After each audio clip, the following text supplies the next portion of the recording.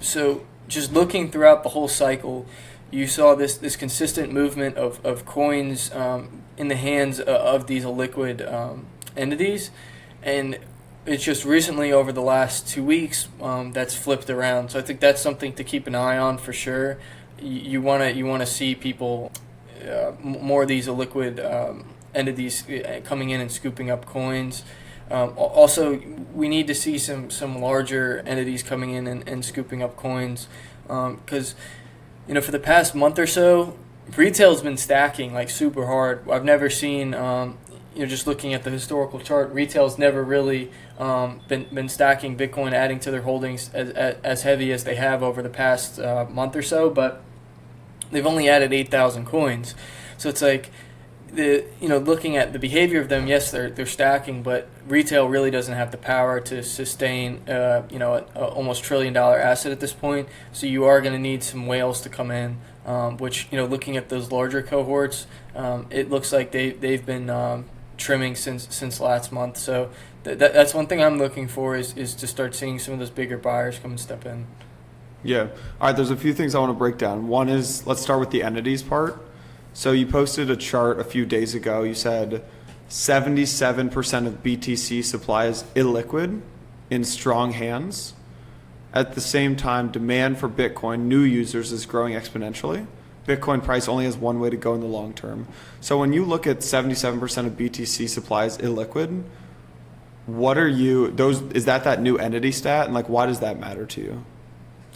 Yeah, so the 77% is just like we were just talking about how Glassnode clusters those addresses, looks at entities, and then looks at the behavior, the buying selling behavior of those entities.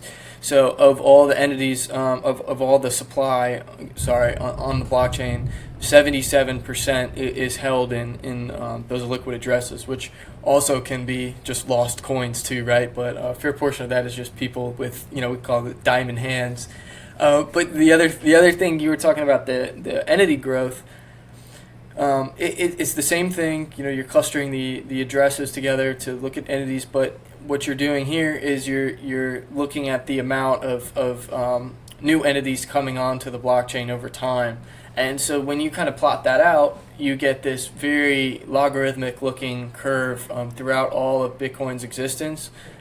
Whereas more Bitcoins have become a liquid over time. It's almost the same logarithmic looking curve throughout Bitcoin's all 12 years of Bitcoin's existence. So yeah, I think at the end of the day, that's when you're just looking at raw supply and demand, that may be the only pair of charts that you really need from a price standpoint, because you're seeing new demand come on logarithmically, and then at the same time the amount of coins that are being pulled off that aren't going to be coming on for sale is going up over time. So that's what that was. All right, so if you have more Bitcoin becoming illiquid, so Bitcoin's price is a function of supply and demand. So if the supply is becoming illiquid, right, and demand is going up, what's going on with the price? Why isn't the price going up?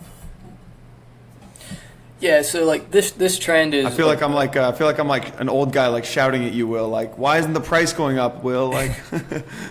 You should see my Twitter feed, dude.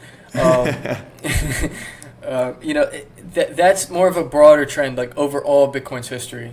Actually, we touched it at the very beginning, but this illiquid address, this a liquid metric, it's flipped the other way in the last couple weeks. So we've actually started to see a lot of liquid supply come back on. So that's actually that number. It's 76.7%. That's come down. It was at 78.6% about a month ago, which I saw Blockworks tweeted that. So I don't know if it was you who maybe had seen that, but yeah, it's come. I don't run our Twitter down. account anymore, but we got you. Oh, okay. Appreciate it. But yeah, it's come down over the last month. So I think it's a broader trend with the more coins becoming a liquid over supply. But when you kind of zoom in on day to day, week to week basis, it can get a little noisy.